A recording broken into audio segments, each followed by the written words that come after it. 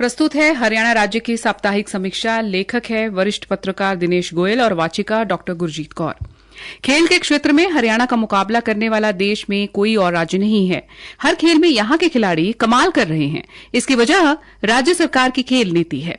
सरकार खिलाड़ियों को स्कूल सत्र से ही निखारने लगती है, उन्हें हर सुविधा देती है और इनामों की बारिश करती है। यही वजह है कि यहां खेलों को प्रोत्साहन मिलता है।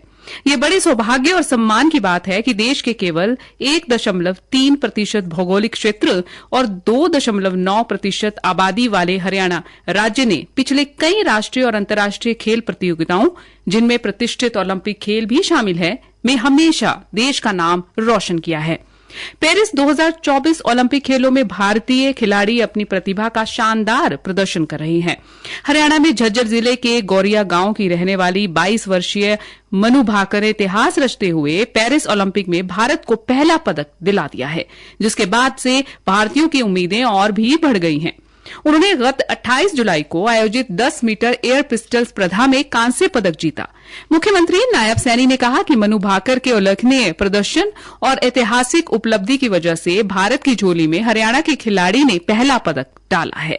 उनका कहना है कि आखिरकार वो सपना सच हुआ जिसकी उम्मीद पूरे देश को हरियाणा की धाकड़ बेटी मनु भाकर से थी।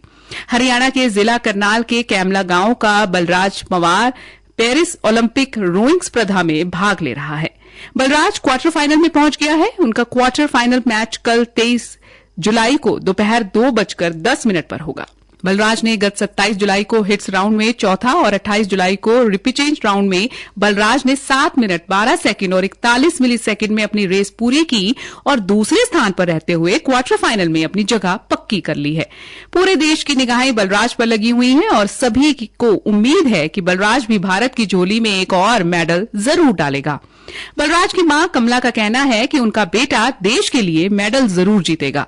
26 जुलाई से 11 अगस्त तक चलने वाले पेरिस 2024 ओलंपिक में 5 रिजर्व सहित कुल 117 भारतीय एथलीट पदक की रेस में शामिल हैं, जो कि 69 पदक स्पर्धा में भाग ले रहे हैं। भारतीय खिलाड़ियों से इस बार एथलेटिक्स, बैडमिंटन, मुक्केबाजी, कुश्ती, निशानेबाजी, हॉकी, टेबल टेनिस और भारोत्तोलन से खासा उम्मीद है।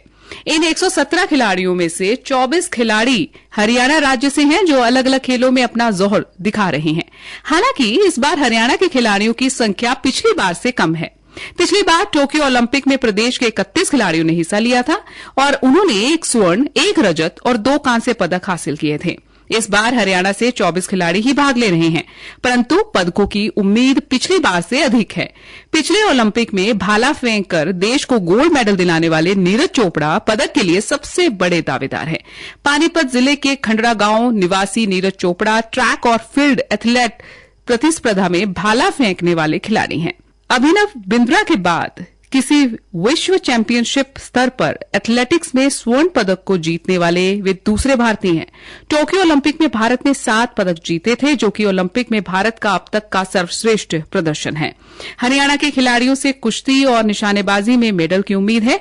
कुश्ती में हरियाणा के 6 खिलाड़ी मेडल के लिए भिड़ रहे हैं। इनमें विनेश फोगाट, अंतिम पंघाल, अंशु मलिक, ऋतिका हुड्डा, निशा दहिया व अमन सहरावत शामिल हैं।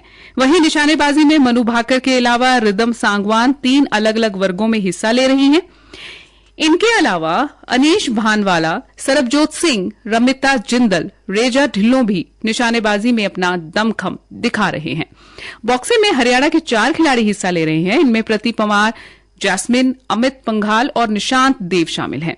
इन खिलाड़ियों की तैयारियों को देखते हुए देश को उम्मीद है कि बॉक्सिंग में भी देश को पदक मिल सकता है। इसके अलावा एथलेटिक्स में किरण पहल, गोल्फ में दीक्षा डागर, आर्चरी में भजन कौर और पुरुष हॉकी टीम में हरियाणा के 3 खिलाड़ी हिस्सा ले रहे हैं। इनमें से भी देश को पूरी उम्मीद है।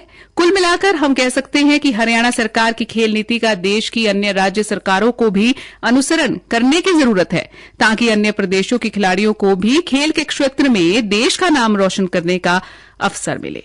इसी के साथ ये समीक्षा समाप्त हुई। नमस्कार।